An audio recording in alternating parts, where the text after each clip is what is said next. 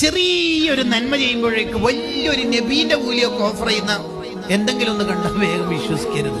ഉദാഹരണത്തിന് ഇന്നാലും നമസ്കാരം ജമാഅത്തോടെ നിസ്കരിച്ചാൽ ദാവൂദ് നബിയുടെ 50 കൊല്ലത്തെ ഇബാദത്തിന്റെ കൂലി. പാവ ദാവൂദ് നബി കഷ്ടപ്പെട്ടിട്ട് നമ്മൾ കോടിക്കണക്കിന് കൊല്ലം കുത്തി പറഞ്ഞാൽ പോലും എത്ര പണിയെടുത്താലും ഒരു നബീന്റെ ഒരു രോമാവാൻ നമുക്കാവില്ല. ആ ബോധ്യം നമുക്ക് ഉണ്ടാകും. ഒരു സ്വഹാബി ആവാൻ കഴിയും ഇല്ല. ഈ സ്വഹാബി എന്ന് പറഞ്ഞ ആരാ? ഇമാം സുബ്കി റളിയല്ലാഹു അൻഹു പറഞ്ഞല്ലോ, ഒരു സെക്കൻഡ് നബി സല്ലല്ലാഹു അലൈഹി വസല്ലം തങ്ങളെ ഉണർവിൽ ഡയറക്റ്റ് കാണുക എന്ന് പറയുന്നത് ആയിരക്കണക്കിന് കൊല്ലം തുടർച്ചയായി ഇബാദത്ത് ചെയ്താൽ കിട്ടുന്ന ഈമാന് തഖ്വ ഇസ്തിഖാമത്തിനേക്കാൾ ടോപ്പാണ്. അതെങ്ങനെ നമുക്കാവാൻ പറ്റുക? അങ്ങനെ എന്തേലും കേട്ട് വേഗം വിഴുങ്ങരുത്.